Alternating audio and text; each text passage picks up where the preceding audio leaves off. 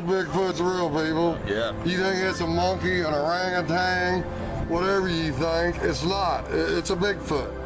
So all you skeptics out there, all you haters, all you non-believers, tell me, what is this out in the middle of a forest in southern Indiana? You tell me. If you want to know if Sasquatch is real, if you want to know if Bigfoot is true, then you need to watch this. We are first going to look at his interview with the Squatch Man that I had at Crypticon. And from there, we're going to go to the new interview.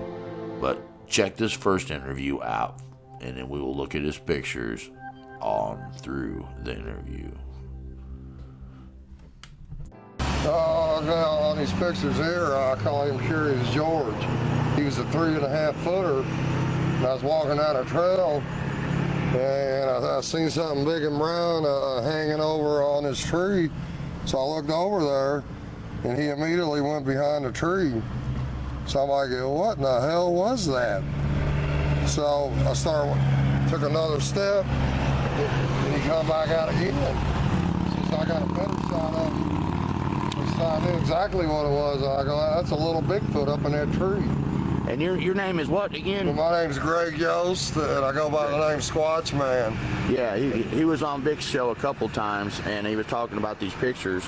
And, oh my gosh, these are incredible. And it really comes out in the sunlight. When the sun's out, they pop out at you. Right. But anyway, yeah, I seen him over hanging on that tree. So I got my little cell phone out, and I started snapping away. But the thing is, I looked to the left. As I was walking, I was kind of looking to the left, because every time I look this way, man, I mean, boom, like lightning, he went behind that tree. So I was going this way, but I could see him out of the corner of my eye. So every time I seen him come out, yeah, and I was walking down this trail, yeah, and I slowed it down to a turtle's crawl. So, I mean, I wanted to get some good pictures. And he followed me. He was jumping from tree to tree. He was crawling on the ground. He was running through bushes. Yeah, I think it was some kind of juvenile test, or he was just excited to see me. Yeah, a big tall guy with a beard. Yeah, I mean, this is only 3.5 foot. Yeah, I'm 6'6". So I was tiring over this little guy. I mean, he might have thought I was some type of Bigfoot. Yeah, in the Squatch clan myself. I mean, look at me. I know, that's what I was thinking whenever you were on Vic's show. Yeah, man, yeah, that's what a lot of people think. Yeah, I got a good connection with him. Yeah. So anyway, yeah, I walked the whole 100 yards, and he followed me the whole length of a football field. And then I got 3 pictures of him, and y'all seen the first one. Yeah. Okay, as I got a little farther down, yeah, he was hanging out from around that tree. Oh my gosh. Yeah, and on this one here, I mean, you can see his eyes up in there, you can see his nose, there's his shoulder, there's his big long arm, here's his arm on the other side hanging onto the tree. Man. And this is really a good picture of his face. Yeah, I got him blown up.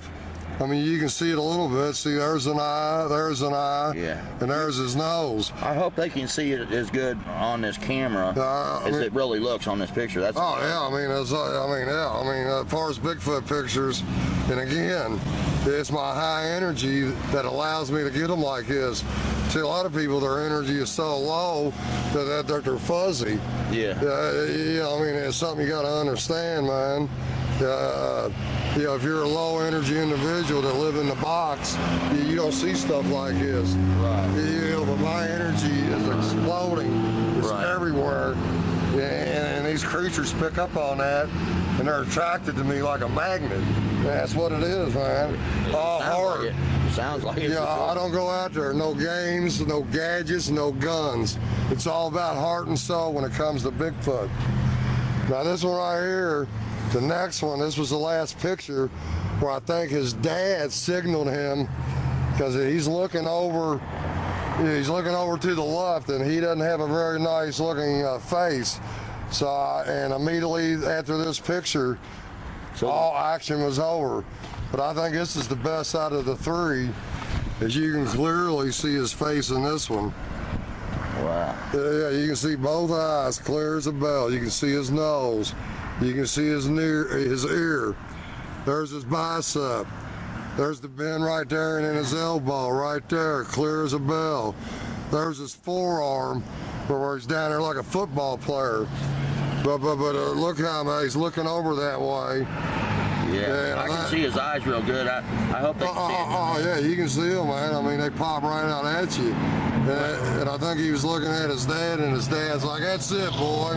Whenever you come on the show here soon, do you have these on SD card where I can make it? No, but I can send them to you. Okay, you send them to me. I just got them on my phone. That's, I got to say, that's some of the best, that is the best picture I've ever seen. A lot of people have told me they are really good. I mean, some people even compared them to Patty. Yeah, I mean, I don't want to Patty's not even that clear. No, I mean, Patty's not even that clear. I mean, look at the eyes, look at the eye sockets. Yeah, I mean, that is the classic eye sockets, the classic nose. Unbelievable. The reddish brown hair. Yeah. I mean, and look how he's hidden in there. So see, before I got this picture, you got to remember, people, these are all blown up. You know, when I first took these pictures, I mean, it was just a handful of hair over there. You cannot see what you're seeing here. These have been digitally enhanced and blown up. Right. The best you could do without starting to get blur and everything. So I mean, yeah, this is it. Yeah. And I seen this thing, March will be 3 years.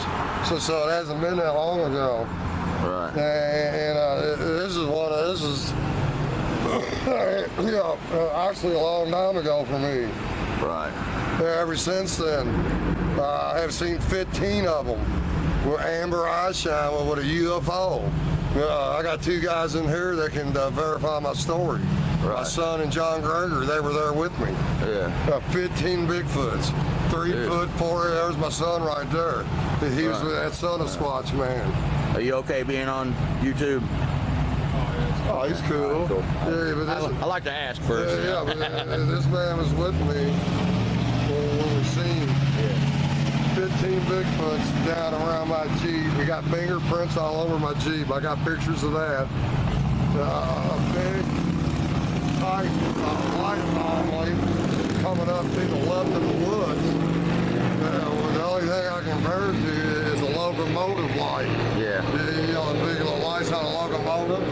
It was coming up this way, and it stopped and went out. And as we was approaching my Jeep, all the biggies run towards the light. Wow. We got down to my Jeep, immediately over to the left in the woods. This was in March this year. So where are you doing this squatching at? In Ohio or? No, I'm an Indiana man. Indiana. All this is southern Indiana. That's one reason it stood out to me because I was born in Indiana. Yeah, I cannot disclose. Yeah, I don't want you to do that. Disclose the exact location. It would ruin your spot. It would ruin my spot. Yeah. But I can tell you that I will put this spot up against any spot in America as being one of the various squatchiest places you could go to find a Bigfoot. I'd like to take you or me to Del Holla. I got the pictures right here. I mean, look at them from here. Look at that. No, it's amazing. I mean, look at them eyes. That's incredible for real. I mean, there's proof Bigfoot is real. That's proof. That's proof Bigfoot's real, people. Yeah. You think it's a monkey, an orangutan, whatever you think, it's not. It's a Bigfoot. So all you skeptics out there, all you haters, all you non-believers, tell me, what is this out in the middle of a forest in southern Indiana? You tell me. Yeah, definitely he's got it going on. Oh yeah, I mean, but again, that's how I acquired the name Squatch Man. Yeah. You know, I had become one with the Squatch. Me and my son. We just come back from Washington. We just had an encounter out there with them. Everywhere I go, it seems like, boom, there's Squatch Man, and we get action. So anyway, here soon, folks, we'll have the Squatch Man on, and we'll get some more picking his brain going on, and And we're up here at Crypticon in Frankfort, Kentucky, and well, I'm gonna look around some more. Thanks, buddy. Thanks. Hello, YouTube land. This is Brenton Sawin coming to you from Lexington, Kentucky, the Bluegrass State.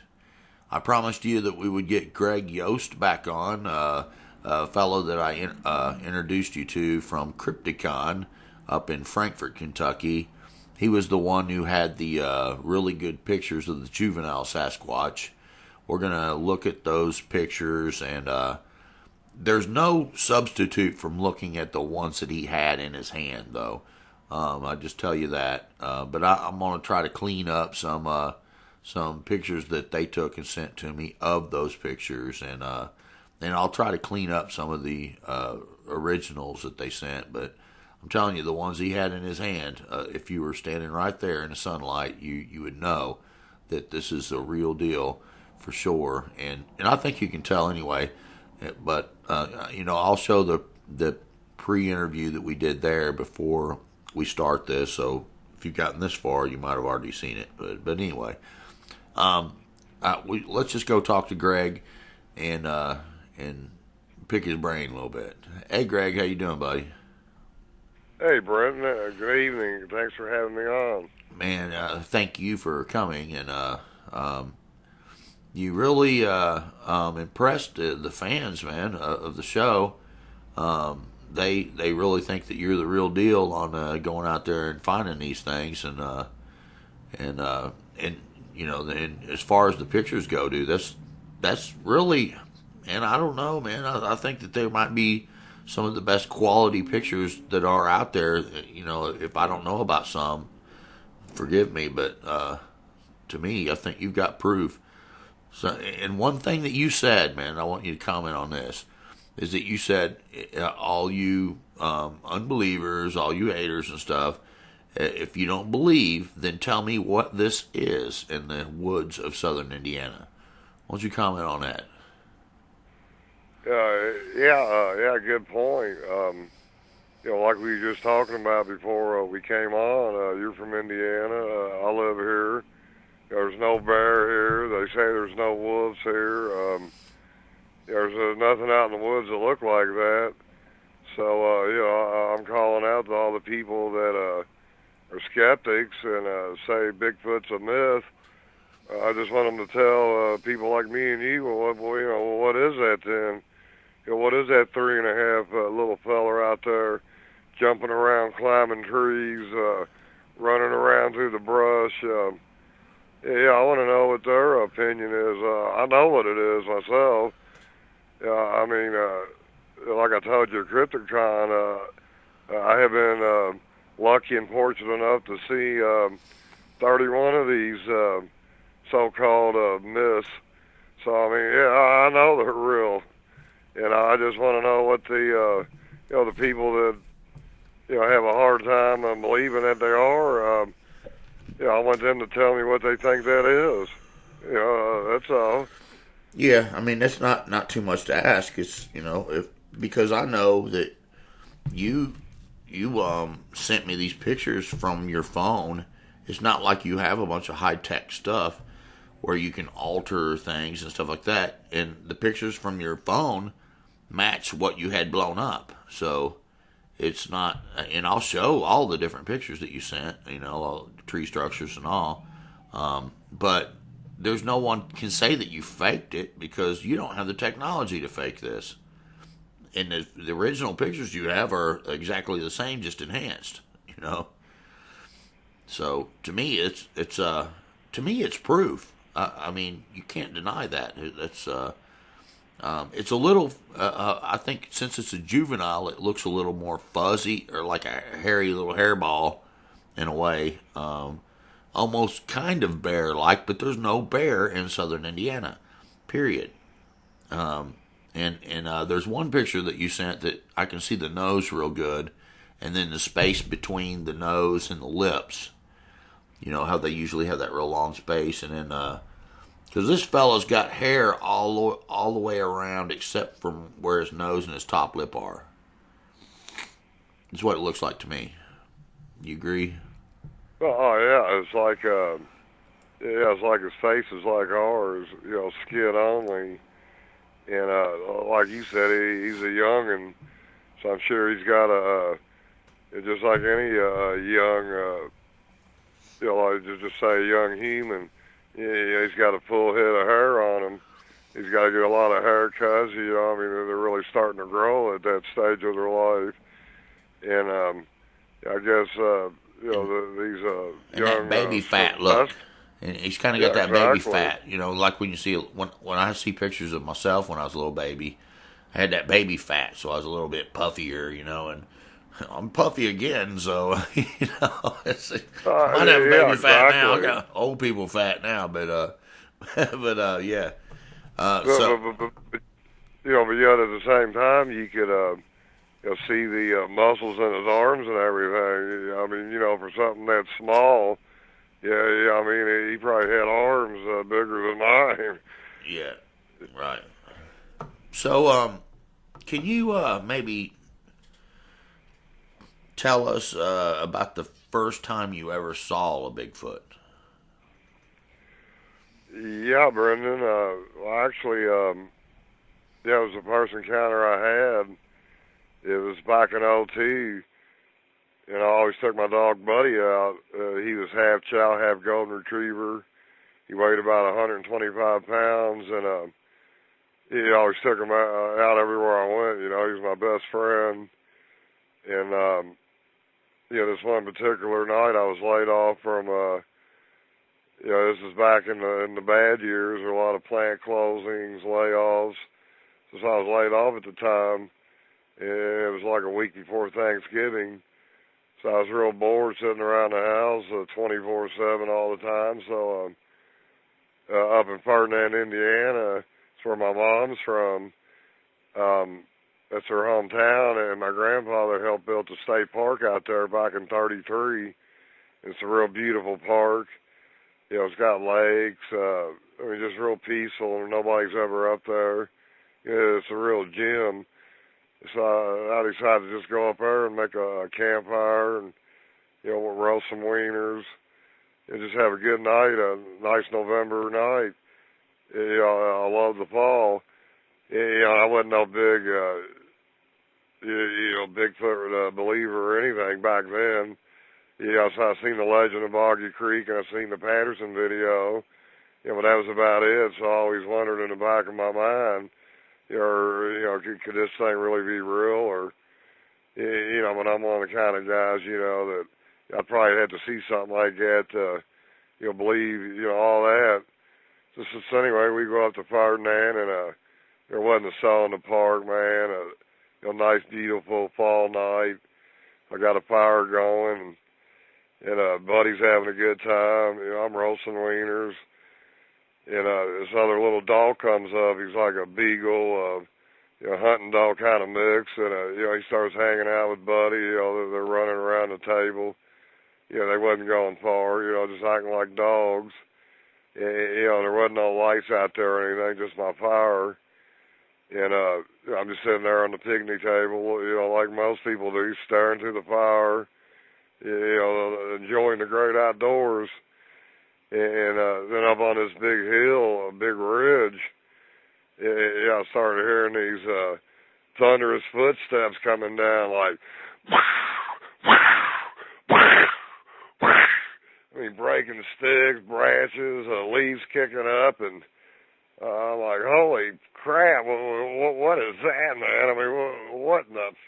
And it kept getting closer and louder, and it's like, oh my God, man. And I just froze there at the picnic table, and there was a big tree there. You know, I was back in the very back of the park where they had this big dam, you know, holding off one of the lakes there. There's a little cutout back there, you know, for a couple camping areas and, you know, nothing big, and a couple picnic tables and fire pits. So they cut out an area there right there at the forest. So where the forest stopped right there was a huge tree there. And whatever come down, walking down off this hill, stopped behind the tree. And Buddy and this other dog, you know, they were like 10, 15 feet from the tree, just sitting there looking up at the tree. You know, and I'm yelling at them. I'm like, buddy, get your ass over here. And they wouldn't move. I mean, this is a well-behaved dog. And, then all of a sudden, I hear this thing breathing, and I'll never forget it. I mean, I've done it so many times. This is exactly what it sounded like, but it was up over behind a tree going.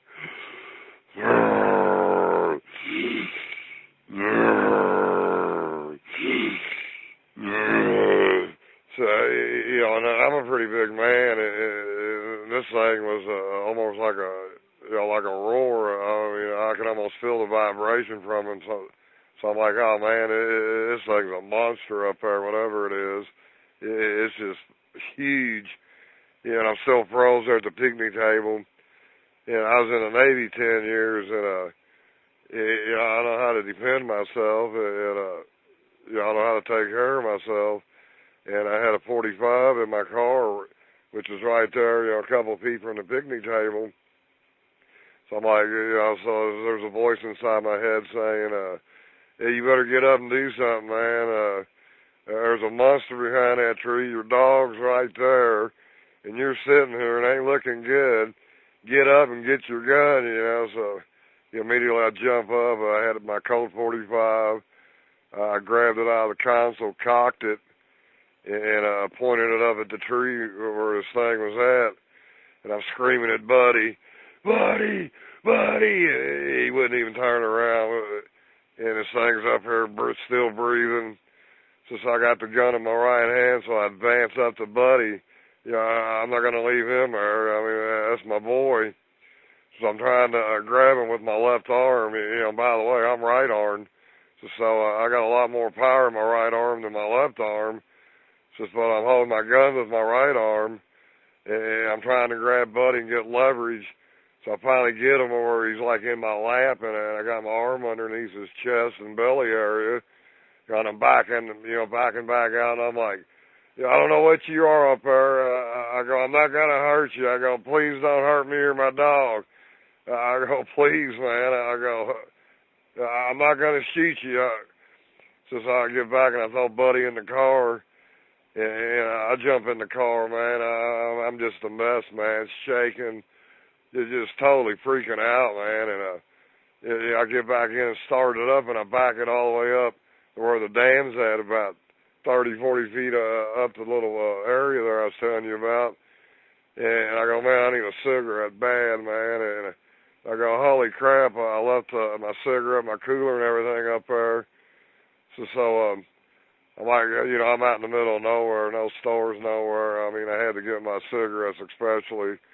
So I drive back up to the picnic table, and I get back out, and I got my gun out again, and I hear him up there still breathing, and I hit my brakes as I was pulling up, and I seen these big 4 hairy fingers. It looked like it was like 8 feet up on that tree, and I couldn't see the thumb. It looked like his thumb was tucked up underneath his hand. And then I seen an arm, on the hand, and it had real long black hair on it. So immediately, that's the first thing I saw. I said, oh, man, I go, that Bigfoot thing is real. I go, that's a Bigfoot. So again, I'm holding my gun up there, and I'm like, look, I'm not going to hurt you, man. I go, I'm getting my stuff, and I'm getting out of here. No problem. And a little dog is still sitting there in front of that tree, man, looking up there. So I feel really bad. I left that dog there. No telling what happened to him. But anyway, I threw my stuff back in the car, and again took back off. And all the way home, I mean, it was just, I had all kinds of emotions going through me, and I figured, that Bigfoot is real. I just had an encounter, but I kept this under my belt, for a good while. I didn't want to tell nobody, where I work at. I got a pretty good job and everything, and, people talk about Bigfoot and stuff, outside of the Bigfoot community, they think you're nuts. So, that was my first one. Okay. Now, I know that Bigfoot can be very silent in the woods. They can sneak up on you and grab your pant leg and run. There's videos of like gibbons, gibbon monkeys, and even great apes and stuff like that. How they act in the woods, and Bigfoot seems to have some of those type characteristics. Now, if a Bigfoot can be so silent in the woods, when he comes down a hill, crashing and cracking and stuff like that, do you think that that's an intimidation type thing? Yeah, it had to be. Yeah, either that or he didn't care. Yeah, I mean, I think they can be very stealth or very loud. And just like Curious George, he was pretty loud that day, but I felt no intimidation whatsoever. And even with this one that came down off the hill, even though it scared the crap out of me, I mean, yeah, I mean, I'm sure he could have come around that tree and got me and my dog, with a snap of the finger. I don't think that 45 was going to do too much to something that big. And but he stayed behind that tree. So I mean, maybe he wanted me to know he was coming. I mean, he didn't yell or scream or nothing, like I've heard him do to people. So maybe he just wanted to get close to me, man. I don't know. Good question. Yeah, like when I've watched some of the documentaries on like the, the lowland mountain gorilla and even the highland mountain gorilla, stuff like that, they'll do stuff just almost exactly like that, cracking trees, and they'll shake the heck out of trees, make a heck of a display, but they won't really advance over to the other male that they're trying to scare off. It's just like, let me show you how powerful I am and how much weight I've got, and I'm gonna move. I'm gonna make these trees shake, because you know when you shake a tree, you're doing something, because they shake big trees. You know what I mean? Break big huge limbs and stuff like that. So it seems to me that it's like, just go on and get out of my territory, and everything's gonna be all right. And unless it comes into a situation where they might feel like you're threatening their little ones or something like that, it seems like they'll just try to scare you away by an intimidation kind of thing. Yeah, but just sitting there at that picnic table, I mean, we wasn't hurting anything. Right. And he come all the way down off that ridge. I guess he was walking across the ridge and see me down there, and there he went. So I mean, that's probably Sasquatch's biggest weakness, man, is curiosity. They just love checking humans out. Either the stealth way or that way.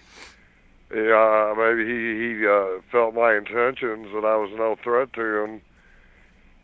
I mean, I'm sure they know that they're like, watching some of those great ape, those mountain, gorilla type deals. They know when they're the big one, I mean, and they'll come at the other ones, trying to scare them, and they pretty much know when they're going to win that, and there's times it might be iffy, and you can tell that I don't know if you ever watched some of those documentaries, but it's really interesting to see how they behave in those kind of situations. Now, when you said something a while back about noticing some. Let me let this ambulance pass. I've got a really busy road I live on, man. It really sounds sucks. like it. Yeah, I know, man. I didn't know it when I didn't really think about it when I rented this place, but it's kind of a pain in the rear end. But you got to deal with it. It is what it is. Yeah. Okay, let's see. My next question. You said something in the interview that we did at Crypticon, that you had seen a Bigfoot, and because there's sometimes, and I notice more people are talking about these kind of high strangeness things when it comes to Bigfoot. And how it links together, I don't know for sure. People are just kind of guessing at it, but you said that you saw a Bigfoot and a UFO. Can you tell us more about that? Yeah, sure, Brenton. Yeah, actually, it was 15 with eye shine and a real bright light anomaly that I can compare to a train locomotive's light. The big bright light on the front of a locomotive. Well, me and my son Eugene and a good friend of mine, John Gregory, he was down there at Crypticon too, where he goes out with me all the time. All three of us seen this encounter. Well, it all started Saturday. We were driving around the forest in my Jeep, just looking around for, just showing John the layout of the forest that he hasn't seen before. And this one little road that leads down to a dead end to a lake, it had a big log across it. And this is a state forest, so usually the crew's pretty good at getting these up off the roads out there. But this was there, and I said, hey, guess what? I go, we're coming back here tonight. I go, they pushed this log down here.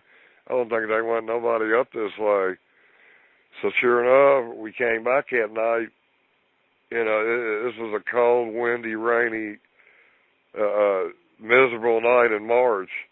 That's the thing about us. We don't care what weather it is. They're out there. We're out there. It don't matter what kind of weather. I mean, these things live out there. You know what I mean? They're going to be out there. They deal with it, but we'll deal with it. So anyway, there was a big hill there where the log was at. So I turned my Jeep around. So when we come back, I wouldn't have to mess because it was a real narrow road, and the asphalt was built up, and it was pretty steep on both sides of it. I didn't want to. Have my Jeep come over, go down the ledge or anything. So Eugene and John helped me turn it around or helped me direct me. So we got it, and we started walking up the hill. And when we got to the top of the hill, it was pretty steep, but it wasn't that tall. That's that big of a hill. Probably 175, 200 feet up. But it was enough to wear you out, one of them kind. So we was up there at the top, and Eugene went over to the woods part of it and went up to the very top of the, almost a mountain-sized hill. And he said, "Oh, Dad, you got to see this." There was a big tree-like thing, but it was like a wood pole, a man-made pole with screws in it, and it was turned upside down, stuck in the ground. And there's no possible way, a man would have anything like that up here. I mean, this is out in the middle of nowhere, and it was all wore down, and there's a lot of pine trees around the area. So immediately Eugene called it the King's Lair. Like you was talking about, the alpha male spot. I mean, it was the highest point. So and then we found big handprints in the side of the hill and footprints. Just in front of them that were going up there to it. So, we hung out for a while, and we started proceeding back towards the descent back to my Jeep. So we get at the crest of the hill, and I look down there, and there's a bunch of lights down there. And I said, "Hey, look, y'all, it looks like a village." And immediately they all turned their heads and looked up at me, and immediately I said, "Hey, look, man, they're Bigfoots." And there was little ones like 3, 4 feet, 5, 6, 7, 8. I mean, all different sizes. And I had the best angle. And John Gregory was in the middle, and Eugene was on the right side of the road. And I was looking smack down at every one of them. In a quick count of them, I counted 15. It could have been more because some of them were moving around. And some of them were standing out around the area, and in the front of my Jeep, like I said, the back was facing us. I seen eyes that were 3, 4 feet taller than my Jeep, and my Jeep's 6 feet tall. So anyway, as we proceed down, yeah, they're not even worried about us or anything. So they're all around my Jeep, and you can see from their eyes illuminating, you can see my Jeep. It was kind of yellowish looking at different spots where they were standing there looking at it. And as the closer we got, all of a sudden this big bright light comes up, and John says, "Here comes a car." So I'm thinking, oh crap, here comes a carload of teenagers out drinking beer. They're going to whip her. It was a 90-degree turn, about 50 feet up. That's where my Jeep was at. So all of a sudden, we're waiting for it to come around the hairpin turn, but it never does. It's coming up to the woods where there's like a 300-foot valley there. It's coming through the trees. You don't even see the trees in front of the light. It's like the trees aren't even there, and we're about 25 feet from my Jeep now, and most of them take off to the left towards this light, and all of them, and two of them run down the road. So we get to my Jeep, and the light goes off, and all of them took off to the light, and right 5 feet over in the woods from my Jeep, we heard a 3 real loud steps, and John gives me the wide-eyed look, and I'm like, yeah. I go, there's one right there.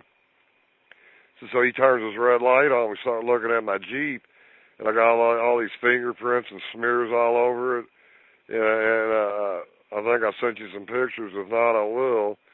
But they had real greasy fingerprints, big prints up on the back window. And I know I keep my Jeep clean, and when I open the back door or anything, I never touch the windows. I keep a pretty clean Jeep, believe me, and these are pretty enormous hands. I got big hands, and they were way bigger than my hands. And we were looking at all that, and we had the energy from my battery sucked before out there. So Eugene's going, Dave, will your Jeep start? Will your Jeep start? So I checked it out and started up, and we went ahead and we got off the hill. But yes, there's a connection there somewhere, Brendan. I don't know where, but that was an incredible night that night. Right. Yeah, I know there is some high strangeness, and a lot of people try to cover it up, but I don't understand why. We want to know, what the truth is. Maybe it's not connected. Maybe these things follow them around, watching them because they are interested. Who knows? Yeah, that could be it too. Yeah, who knows? We're not saying Bigfoots come from UFOs because I really don't think they do. But I think that for some reason they're around, and whatever that reason is, it's hard saying. Now, when the juvenile was following you, you said that at one point you noticed that the big male had a bad look on his face. So you were watching this big male, and he was saying, "Okay, enough is enough," and come on. No, actually, I was talking about that last picture I showed you where he was squatted down like a football player, and he was looking to the left, and he had a real, look on his face, like, holy crap, I just pissed Dad off. And I did hear some type of vocalization, back out over to the right of the little one. They're not going to let their young ones run around out there by themselves. They're going to protect them. So you didn't see the dad? No, you're talking about the stealth one. He was the stealth one. I didn't. Right. Okay. I didn't see a trace of him. No. But on the same hand, I'm sure he was there. Oh yeah, I'm sure. Yeah, because that little one was looking at something. Yeah, I think he was letting. It seemed like he was letting the little one kind of, do his thing a little bit there. Yeah, give him a little free. Yeah. Yeah, get his practice in, and it's like, okay, son, that's enough. Come on. You did horrible.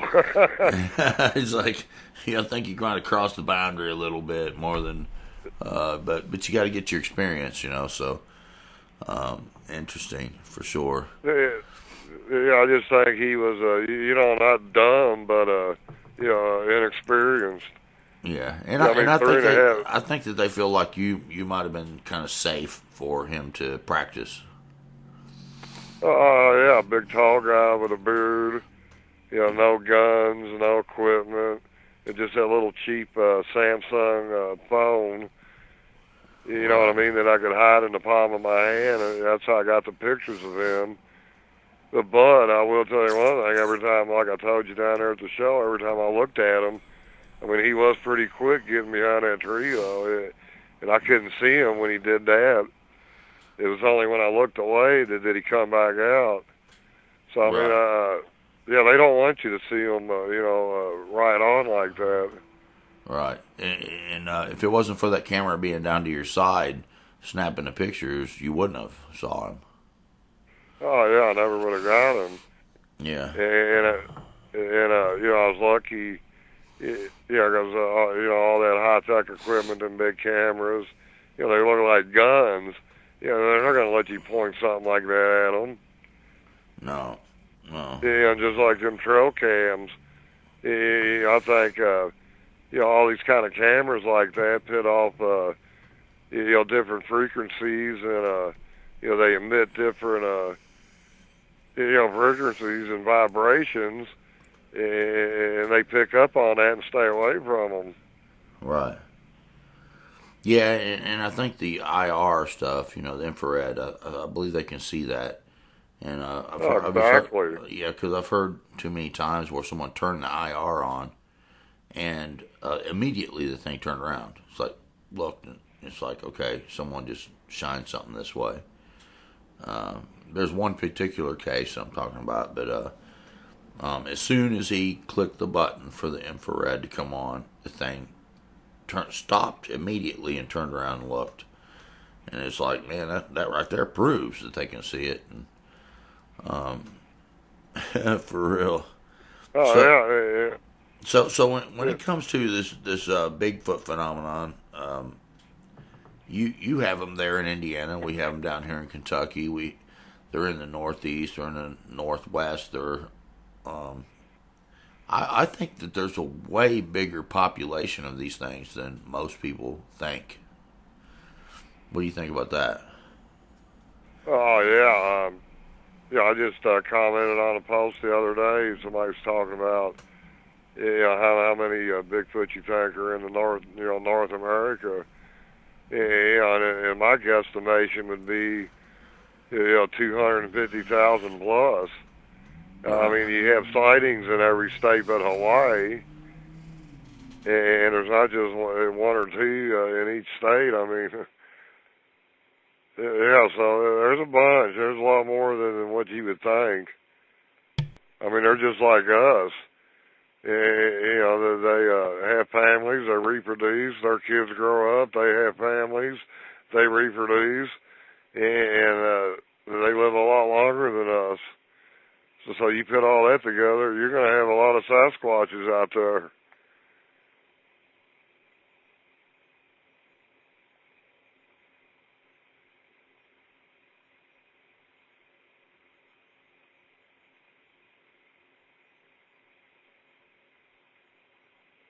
You there? Oh, I'm sorry, man. I had my microphone on mute.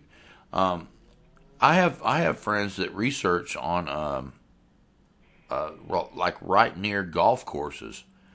They'll have their camera pointed one direction, and you can see a Bigfoot sitting right there in the bush. And then they'll swing the camera around. There's a golf course. These things aren't way out in the woods. They may be out in the woods, way out there, but there's a lot of these things that are living right on the edge of society, and they're not that worried about it because people don't see them. It's like you said, if your vibration or whatever is low, you're not going to see them. Most people will walk right by a Bigfoot. It could be sitting there feet from them, and they would never see it. And You know, what do you think about that? Oh, yeah, you're exactly right. You know, like I was telling you down there, I'm a high energy person. They're high energy. Yeah, that's why I have such a good connection to them.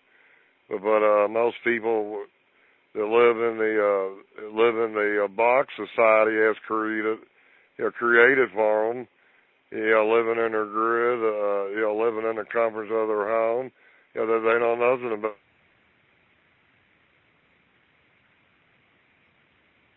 That they don't even exist. Yeah, I mean, they believe what's on the news, believe mainstream.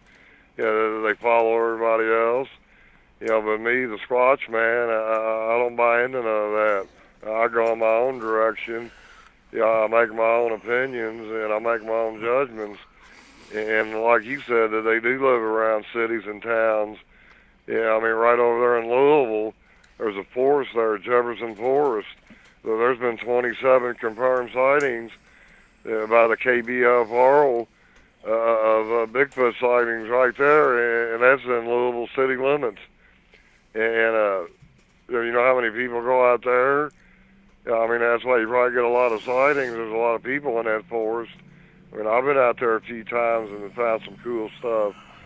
But yeah, I think as long as there's a big enough patch of woods, a good food source, plenty of water, yeah, I'm sure they could live in any environment and stay undetected, close to towns and cities. Yeah, I mean, you got to remember, look at all the woods are getting chopped down every day. I mean, yeah. Yeah, you know, I had this one lady come on the show, and she shared a story from back in the early 70s. I think it was like 72 or something like that. And she lived in Lexington, where I live right now. And it was before Lexington was built up, big time. And so her neighborhood was right on the edge of where woods were backing up to her neighborhood, which is all now city, way beyond that. But she had a family of Bigfoot living in her basement for her house. Really? Yeah, I'm serious, man. And she's a minister now, so I just really don't see her being a liar. All right. She was like, she saw them. She saw their eye shine in the when she was sitting out there petting the dog. She looked over to the basement door that was kind of, on the outside of the house going down into it, and it was cracked open, and she could see their eye shine looking at her, and she had seen them a few times, and they started coming into the house. They had a back door that was broken, and her dad never fixed it, so he leaned the back door up. It's like he just leaned it over the opening. It's like, okay, that'll be good enough for now, and she ended up having an encounter with these things full on. The whole family came in. The dad, the mom, the two of the kid, Bigfoot, come in, and they were standing there, and she was sleeping on the couch, and she was covering herself up with the Afghan blanket. She could see through it, and it reached over there and touched her, like, feeling, seeing that, okay, is she there, and it scared her to death, man. And it ended up coming to a head where the things come in and flipped over the bed and stuff like that. And a very interesting story. I'm just saying that this was in town. These things had come into town, basically on the edge of town, and was living in a basement of a house. That's amazing. Oh yeah, I talked to farmers up here in Indiana. Tell me they're living in their barns. Yeah. So I mean, yeah, it's not uncommon. I guess they do seek out shelter. Right. I mean, if they can do it and get away with it, why not? Right. Yeah, that's why they like caves and so forth. I mean, would you want to be walking around out in the forest when it's below zero, freezing? No, No. No, I sure wouldn't. Right. So yeah, I would try to find the best possible shelter I could for me and my family. Right.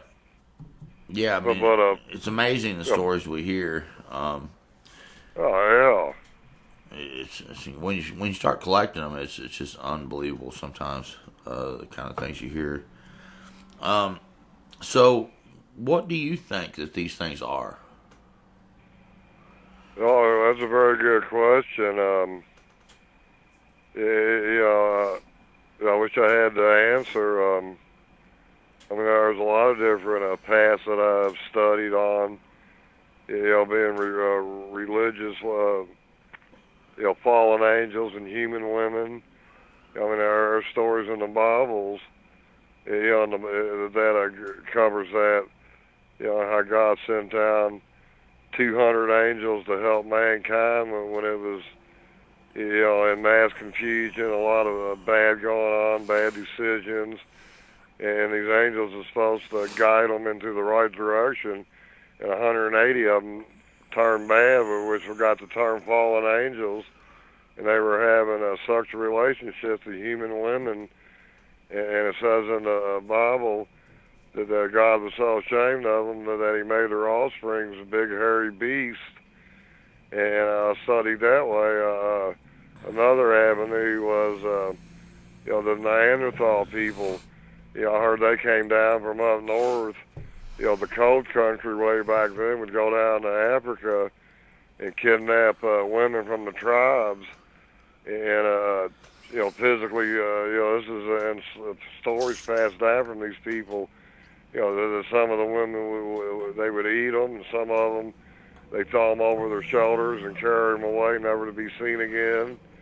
And a lot of people thought maybe this was the spin-off of the Neanderthal and the human woman. And another theory I'm on now is, that them being energy orbs. I've been catching a lot of orbs out in the woods, and I just think there's a good connection between that and the Bigfoots, that they change into Bigfoots, or they can change into orbs. That's another reason they're so hard to see. I think they're interdimensional beings. I think they can be either or. I know a lot of flesh and blood people wouldn't agree with me, but I'm not taking up for flesh and blood or woo-woo, whatever they call it. I just tell you what I see out there and what I believe in, and that's the best way I'm going to get to the bottom of this, is figuring out, myself. And I do listen to a lot of people, and that's what it's all about. Everybody's got to come together and put their pieces on the table and put this puzzle together. Because right now, it's not proven. I mean, a lot of people's got their theories, what they are and who they are. But technically, scientifically, and physically, I mean, they're not even proven to be out there to begin with, more or less, what they are. So, I mean, there's still a lot to go to, answer questions like that. But when you go out in the woods and like I told you with this big, this light anomaly, it might have not been a UFO. My son thinks it was a portal. I heard a lot of people, talk about these portals. Maybe, and I just said they're interdimensional beings, so maybe they're going in and out of these portals. But until I'm 100% sure, Brenton, I'm not going to tell you for, one way or the other, because that's the kind of guy I am. I don't like to speculate. I'm just letting your listeners know that there's a bunch of different avenues you can believe where they originated from. Right. And I had Scott Carpenter come on, and he had some pictures that looked like portals, and there was like a Bigfoot and one of the things that we call like a darrow, the long nose kind of human looking thing, Right. And to me, I thought that was interesting because I had encountered one of these Darrow things before, and and the orb thing. I've not personally seen any orbs, but I know that there was a story from down here in Texas where there was a Bigfoot that was seen going through a backyard carrying an orb. He had this like shiny object in his hands, and he was carrying like this real shiny looking, like kind of looked like a crystal ball, that was glowing, and it ran off with it. It's like, what do you make of that? Right. I mean, unless the person was lying, I mean, who knows? Because we don't know. I mean, to me, I'm like you. Put all your pieces on the table and let's look at this. That's why I call this show Mysteries to Search. Yes. Well, it's very rare to see orbs physically with your eyes, but the camera would capture them. Right. You know what I mean? It's an energy source, and it's invisible most of the time unless it's really high energy. Then you can see it with the naked eye. But I mean, I was out with the chief squatchers. I don't know if you see my post, but you can look at my post where we captured a bunch of orbs that night, and we smelled them. I mean, we smelled some rank odors, but we never seen them. But we got these orbs. So you know what I mean? It's something closer, like you said. You got to have these experiences to find the truth. Right. And a lot of times the experiences are really scary. I've had a few, and it scared me a little bit. So it's kind of hard to keep going out there trying to figure it out. I mean, the last one I had was where it reached in my tent and grabbed hold of me, and that's scary. I don't care who you are, man. That scares you. Exactly. It rattled me probably. I think the scariest time I did have another encounter. I mean, if you'd like to hear it, I have a buddy. When I went, I got face to face with two of them from 30 feet away. This was well, after the Ferdinand encounter, the first story I told you about. Well, I started getting really big into Bigfoot after that. I go, this is what we were talking about. Best way to get to the mystery is to go get out there. Don't be a couch potato and listen to everybody else's stuff. Do it yourself. So I started really going out a lot. So there was about 3 years went by, and nothing. And so I started second guessing myself. I'm like, man, well, did I really see that out? I mean, out there in Ferdinand, but I know I did. I'm sure you did. You know how the human mind works. But I didn't give up on it. I was just kind of discouraged. So again, it was in the fall, and I was working, working rentals, and it was probably October, November, and it gets dark early, about 5:30, 6 o'clock. So I got out to the Knobstone Trail, which is a real nice trail up here where I live, by Deems Lake. And I usually go about 3 miles in and then 3 miles back. That's a good hike. So on this one night, I had my backpack, buddy's water, my water. We took off. Nice, beautiful fall evening. And it wasn't dark yet, but it was always dark in the woods, it seems like. I'll just say dusk. So we sat down. We was about ready to turn around anyway. So I sat down. I got Buddy's water bowl out, filled it up with his water. And I'm sitting there by a tree, right there on the trail. And this little buck comes walking by. And he had his antlers sprouting up. You could see the blur on it. I mean, it was just a little muscular thing, beautiful. Buddy's, doing this lassie.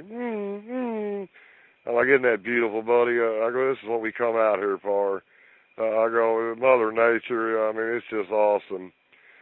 So the best way I can tell you about this is big like a wall of honeysuckle and ivy and, that kind of plant growth. It looked like a big building, just real thick there. And the deer went behind that, and that was it for him, I guess. Then all of a sudden, man, all hell broke loose over there. I mean, I was hearing sticks, branches breaking, footsteps. I mean, there's all kinds. I mean, I've been out there a long time out in the woods. Never heard nothing like this. I mean, it was an all-out battle going on. Just all of a sudden, this little deer, he comes jumping out, man, horizontal, flying through the air, and his little tail's up in the air, and he just hits the ground and boom, back up horizontal.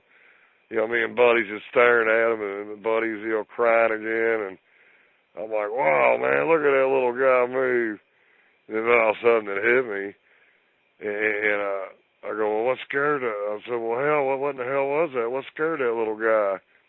And Buddy's head went from left to right, and I'm still looking down at him holding his leash. He likes chasing deer and stuff like that. And all of a sudden his hair come up. He started just going off. Yeah, I mean, just ferocious, man. And I'm like, holy crap. And I'm like, no, don't tell me it is. So I glanced up real slow.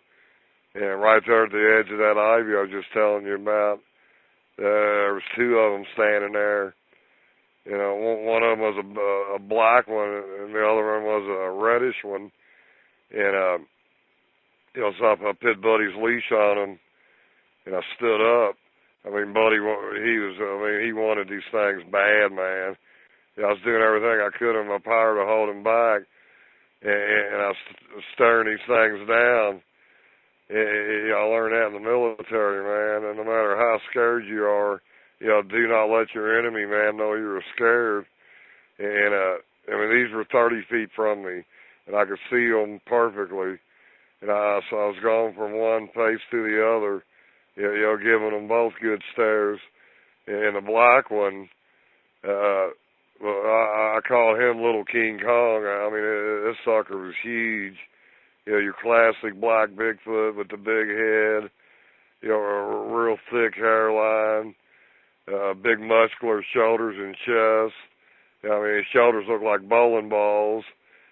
And, I didn't look at his lower section too much, but I did notice he had a rippled stomach, like we call the six-pack. I mean, he was a very buffed-out boy. And he was about, he wasn't real tall, though. He's probably, I'm 6'6", and he's probably 7'2", 7'3". I used to play basketball in high school, so I'm a good judgment of height. And the other one was a lot different looking. He was a reddish brown one, and his face looked like an old Indian chief. And he had like a receding hairline, and his forehead was all wrinkled. I mean, his face was weathered. He looked like a real old one, and the look on his face, though, I mean, it looked like he was reaching out to me. He looked real gentle, and I was relieved looking at him. And when I looked at the big one, the fear set back in my mind. Because the black one, he looked really mean. So I sat there. It must have went on 3 minutes, just staring at him. And finally, I said, "Well, buddy, I go, time for me to take control of the situation." And I go, "Well, buddy, come on, we're leaving." So I reached down, I threw his bow in my backpack, I slung it up over my back. I looked back over at them, and I'm like, "Sorry, boys." I go, "We're not on the menu tonight."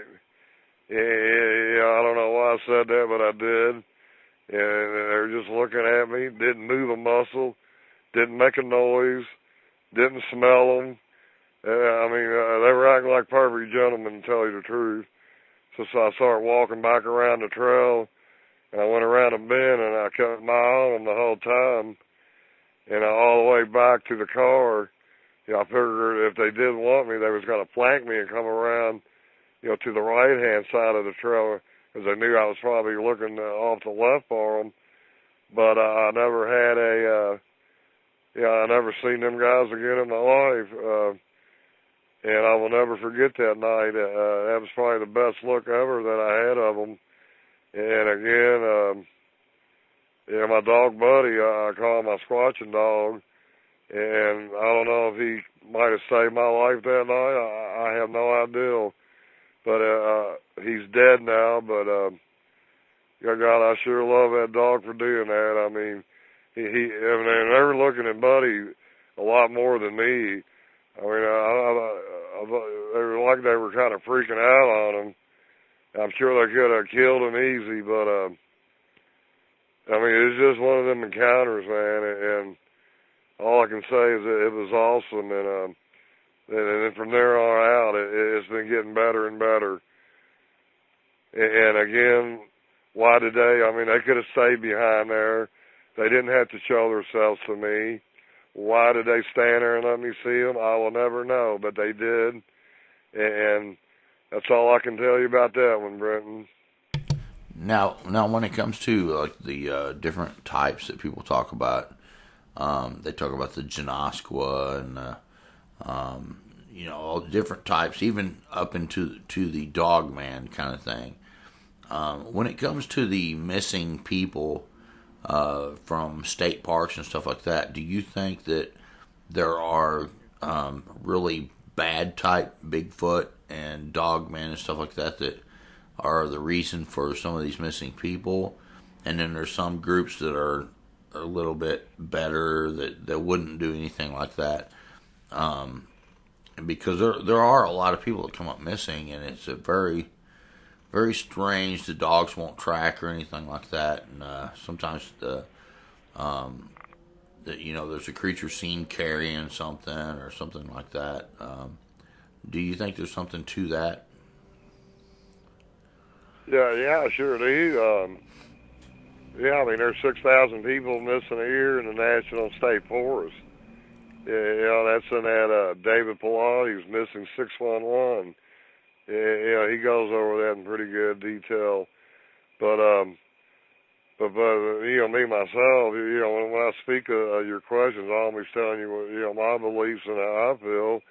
But I honestly don't think, the Sasquatch are taking people and hurting them. I mean, matter of fact, I've heard a lot of stories of them helping people.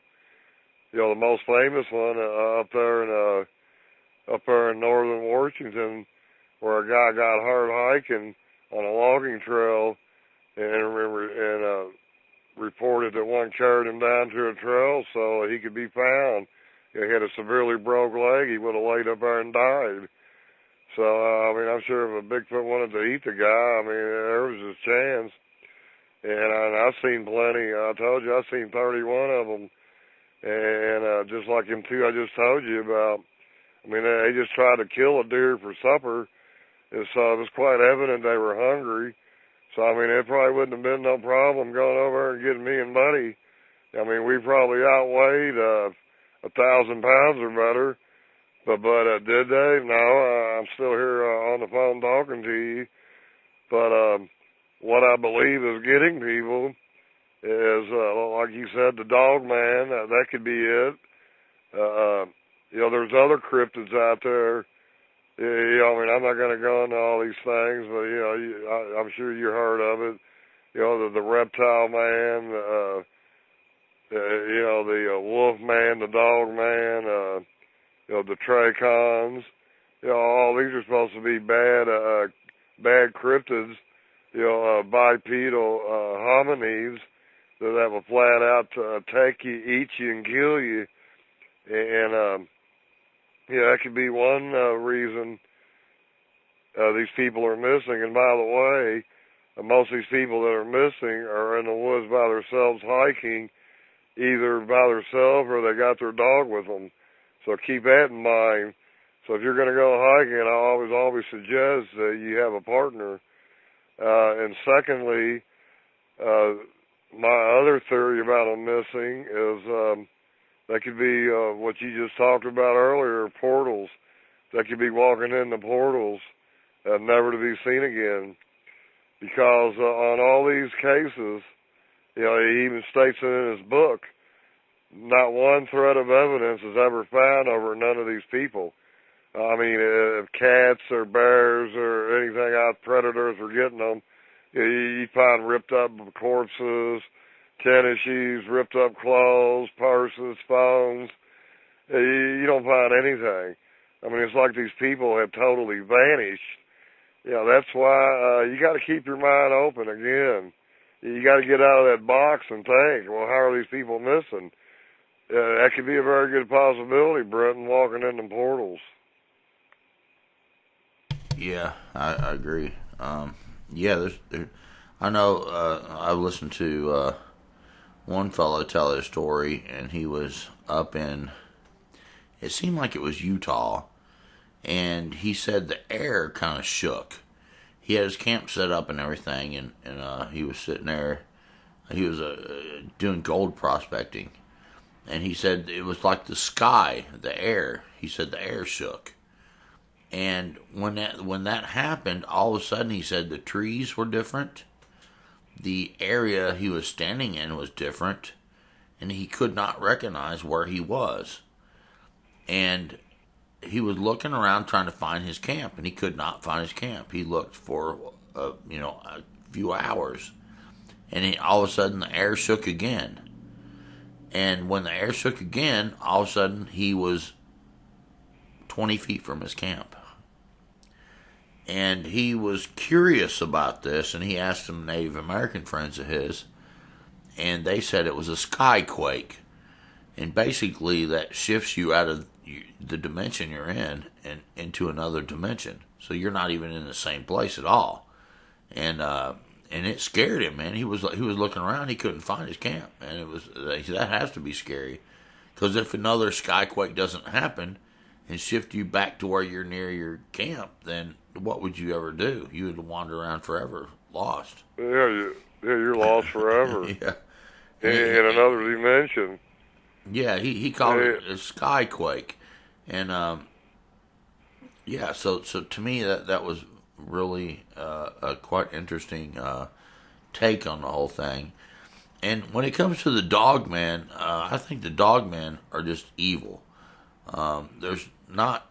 I've only had one report of a dogman case that was kind of benevolent, where it kind of played with a kid when they were little and like laid down on the ground, and they were, it was kind of like a benevolent like little thing. But it seemed to me, as the story progressed, that the thing was luring her to follow it out into the woods more and more. And one particular day, she went out, and she was getting kind of far out in the woods, and she thought, hey, maybe I'm going too far here. And then her sister called, and anyway, she ended up going back towards her sister's voice and stuff, and thought about it later that this thing was luring her out way into the woods. And but tonight seemed to kind of have human characteristics on the way it interacted with her. But there was always this other dog man that would pop up every once in a while. She said it seemed like really evil, and this other one that was kind of befriending her would kind of protect her from it. Really strange encounter for sure. That's mysterious kind of stuff. I mean, who can know? What do you think? Yeah, I mean, what do you think about the dog man?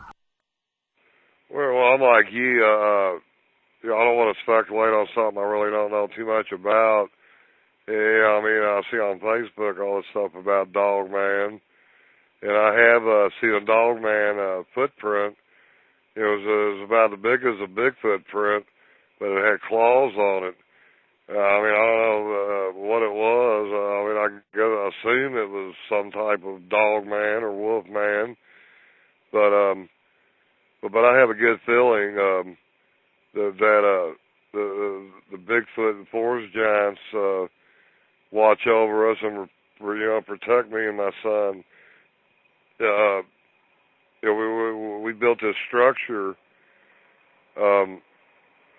this is my last encounter I had. I'll tell you real quick about it.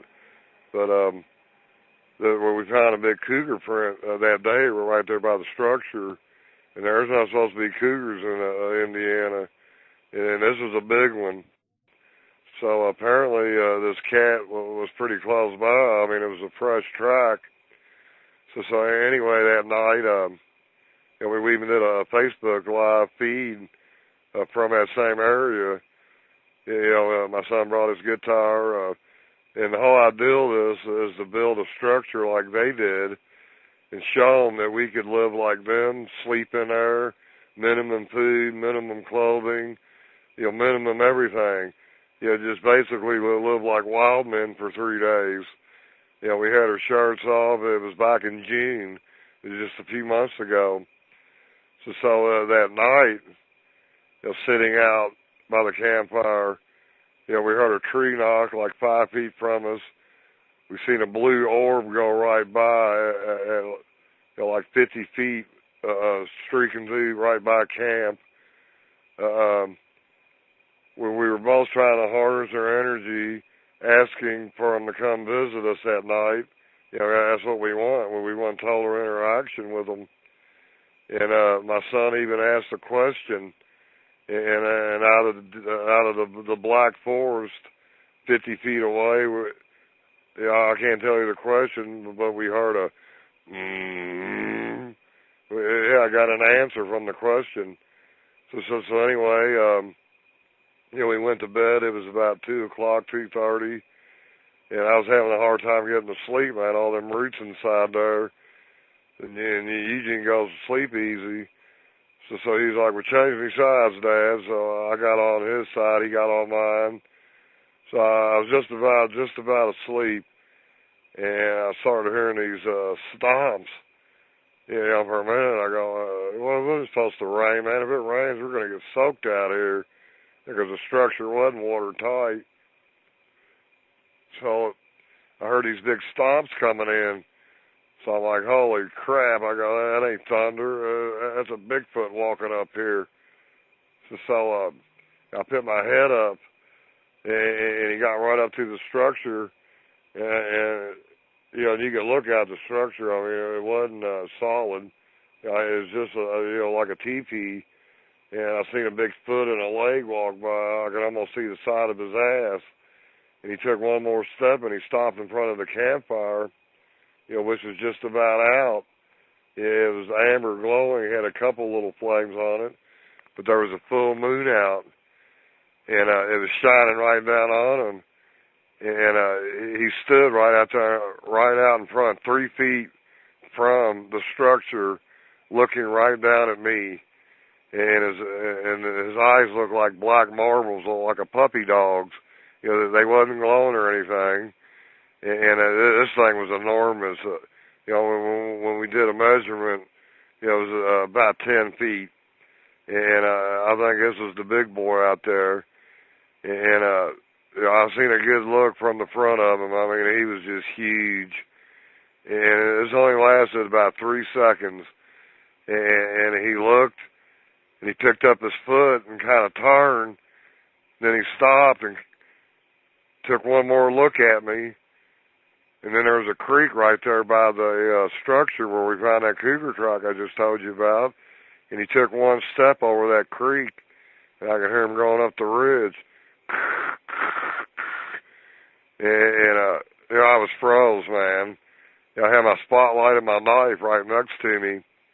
And I couldn't grab either one of them. I know spotlights. I used them before. They're a good deterrent. They're scared as hell out. They'll take off running. But I was so frozen, man, I couldn't even reach it.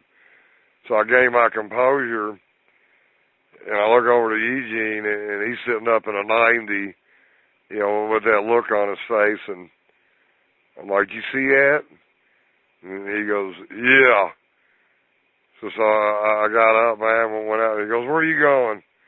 I go, "I'm putting more logs on the fire." And this was 3 o'clock in the morning. We didn't go, but, that was it for sleep. And I really wasn't scared, though. I was froze at the moment. but I mean, it was so peaceful. I mean, he just come by, he looked, and he left. And I don't know if that was a message. I mean, that's what we wanted. I just told you we harness our energy all day, all night. We asked for this. I don't know if that was the one out there that answered Eugene's question. I will never know. But maybe that cougar was over there. You know, maybe he's letting us know, hey, y'all better watch it, man. I'm going to get him now. But you better be careful. I mean, you know, cougars, you know, they will hurt you. So that was a pretty eye-opening experience there, and it's probably, I mean, I like to say all of them are my best, you know, but every one of them are. I mean, I can't say one's better than the other, you know, because every one I have is just mind-blowing. And then this one here, though, it was probably the closest ever. And I was wondering if you wanted me to come out there and meet him. I mean, that's what I want to do. I want to stand chest to chest with one. Yeah, I mean, I want to push it as far as I can go, Brenton. And yeah, I think I'm going down the right path.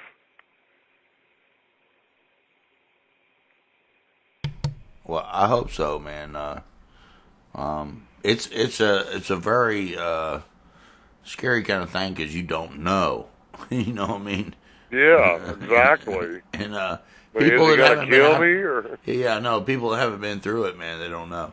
It's when you come into contact, it's like, oh my gosh, I maybe a step too far, and you know the few times that I've had encounters, it's like, dang, you know, even with the eyes, being looking at you and they're glowing red. How do you explain that? I mean, it's like I was not shining my light on these things, and it was a cloud-covered night. And the eyes were red. Period. And when it took off, it almost seemed like it was a cross-country skier because the head was not bobbing, and it covered a lot of ground really fast, and it was you know, and then you end up encountering these things touching you and reaching in and grabbing you and stuff like that. It's like, that's some scary stuff. It's hard to get past that to go back out there. Yeah, just like that one that grabbed you in your tent. Yeah. Yeah, I mean, he was feet from you. I mean, he's right there on you. Don't get no closer. Yeah, you know, I mean, if he wanted to kill me, he could have, but he didn't. Yeah. So, but golly, it's hard to get past it though, because it's like, dang, dude, you know, you grabbed me. And it was a huge arm, dude. I mean, this arm was as big as a leg. You know, yeah. A big leg on a big dude, you know what I mean? It was a humongous.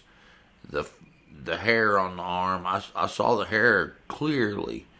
I mean, it was like the knuckles, everything I saw clearly. And it was just so big, it made you understand what you're really messing with. It's like, golly, this is humongous. This is a creature that is so big. It could have snagged my tent up and ran off up the hill. You know? What'd you do?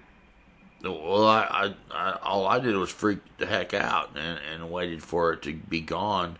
And then I went out and built the fire up like you did. You know. The first thing you're going to do is build that fire up. Yeah. Big time. It's like so you can see everything that you can. Yeah. That's funny that you say that because that's exactly what I did. I got out and I built the fire up. I built it up so big and I was looking around. And I was still scared because I know that they can sneak up on you. And so I was still shining the flashlight around with the fire going big time. And every crack and pop I heard, man, I was looking over in that area, you know, thinking, you know, is that something? Is that something? Is that something? And, you know, so I was just wanting to get daylight is what I was wanting to do. Yeah, that's how I was that night, man. 3 o'clock. I remember telling Eugene, 3 more hours till daylight, man. Hey, I mean, even though, you know, that's what you want, and it happens, and you're like, man, I really don't want this. You know, man. You know the old proverb: be careful with what you wish for. Yeah, I mean, you think you're brave, get out there and not let that kind of stuff happen a little bit, and you'll be looking for daylight real quick. Build that fire up as big as you can get it. Stand in the middle of the area that you're in so you can see as far as, Yeah, I mean, I'm not talking the campground. I'm talking out in the middle of the forest. Out with them. Yeah. I mean, that was a pretty bold move doing that. Oh man, it's crazy. I think people listen to these stories and they think, well, I would have done this or that. No, you would have done exactly what I did. You would have got out of that tent and you'd have built that fire up, and you've been sitting there thinking about it until daylight. Yeah, and when it got daylight, I finally went back in and got a little bit more sleep, and then I got out of there. Oh yeah, I mean, you was by yourself too, right? I had my friend with me, but they didn't mess with him. Well, even with your friend, I mean, it's no match for one of these. I mean, if they wanted you. Yeah. So I mean, that's what I'm talking about. I don't think their intent is to hurt us.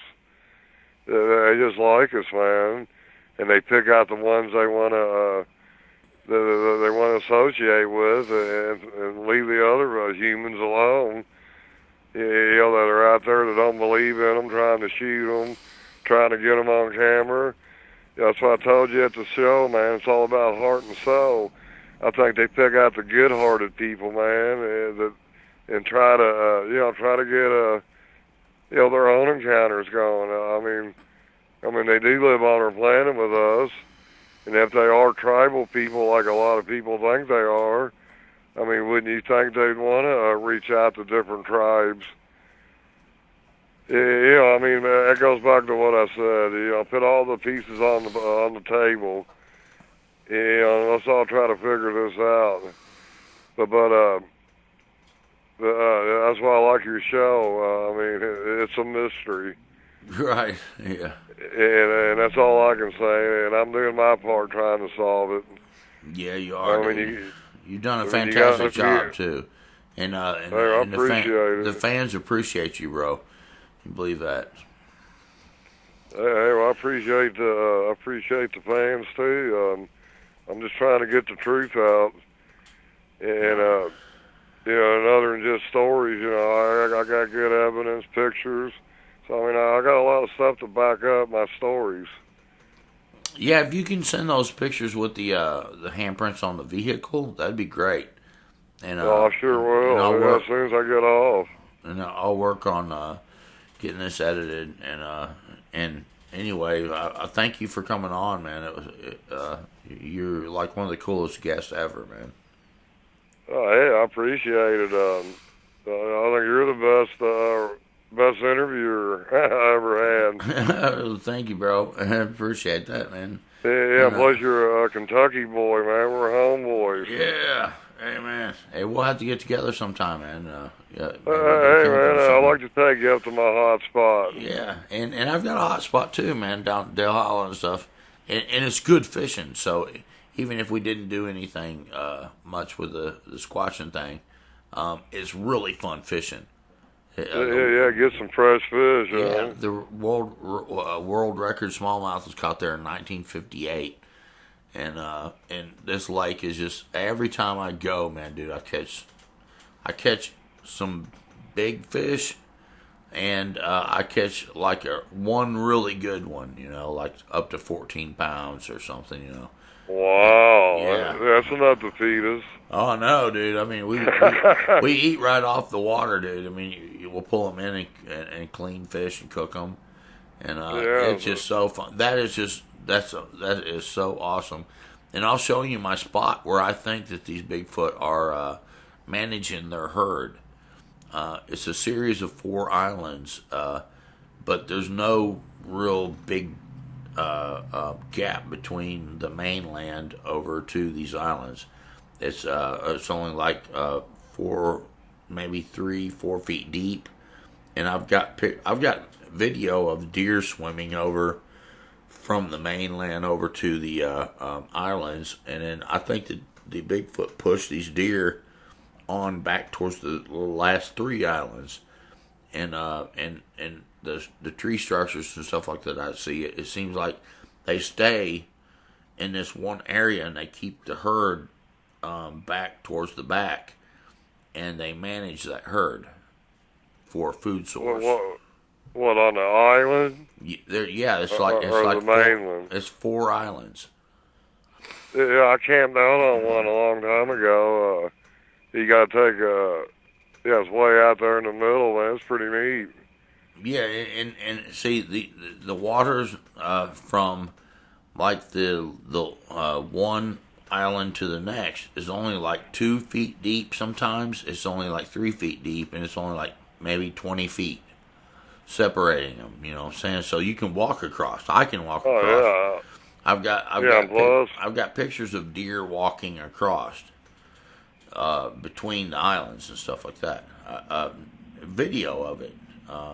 Awesome. Yeah, so it's like, to me, it seemed like the deer were pushing, the Bigfoot were pushing deer onto these islands, and then they were pushing them back to the back 3 islands to where they can't get off, and then they were managing the herd. Yeah, right. And fast food restaurants. Yeah, there's reasons I say that, and because of what activity I've seen, and the structures and stuff like that I've seen, and the barricades that they've made. They've almost made fences and stuff like that through these different areas. But I don't want to show too much because I don't want to give away where it is. You know what I mean? Right. So I'll have to hook up and go out with you, Brent. Because I think you would probably understand it better than me. I think that you're a very good call on what you're looking at. You know what I'm saying? And that's my opinion of what's happening. And I could be wrong, but that's what it seems like. And I've had a few people say, "Dude, I think you might be right." You could be, bro. Yeah, because I know the Bigfoot are there. They have to eat something, and exactly. And they're not stealing that much from campers, because they were stealing some of our stuff, some of our food and stuff like that. And yeah, they were stealing. They stole a stringer or two from us, a fish and stuff like that. But they can't survive just on that, you know. So it made me think that they're doing something to manage what food source they have on these islands, because these islands have got mountains on them. You know, they're like huge. Oh, I know. They're big old chunks of land, and between, I can walk where I was camping. I can walk over to the next island by just walking through 3 feet of water, maybe 15 feet, and get over to the next area where I've camped before. And then I can go on around that island, and then I can walk across 2.5 feet of water, maybe 25 feet, and get to another island. And that's where I've got the footage of these deer crossing over. I got video footage of it, them swimming through that water, 2.5 feet deep, basically. Because we drove the boat through there, and we had the fish finder on to see how deep it is and stuff. And, right. So it's not deep, so it's not like it would be some big, huge chore. And then it's like 5 different islands, and then when it comes to getting over to the national park, and this is really all a national park. When it comes to getting over to the main national park on the mainland, it's probably 50 feet of a swim you would have to do. But I know that Bigfoot can swim, you know what I mean? Oh yeah, and easy. And there's an island that's a long ways between these two things, so it's not ever really a huge distance in between any of these things. So I just really believe that they're, because that was what made me think at first I was not having an encounter with a Bigfoot, because I was on an island camping. It's like there's no way there's a dang Bigfoot over here. But when I got to looking, it's when I show you the map and stuff like that, you'll be like, dude, they can get over there easy and transfer and herd their stuff around. I think they're herding it.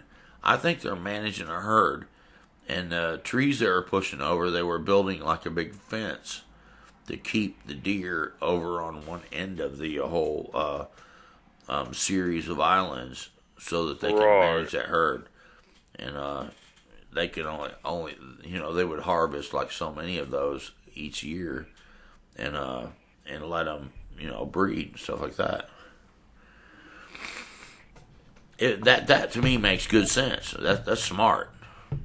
Yeah, it is. But anyway, they're intelligent. Yeah, they aren't stupid, man. They're doing what they got to do. But anyway, everybody out there in YouTube land, I appreciate you all listening, and I hope you enjoyed this program. This has been quite interesting to me, and if anyone out there has a story they'd like to share, you can contact me at brentonsawin@gmail.com. I'll leave that in the description. If you want to contribute to help with this show, you can go to a link in the description, PayPal me, and you can make a contribution there, and it's very much appreciated. And until next time, God bless, and we'll see you on the next video. Bye.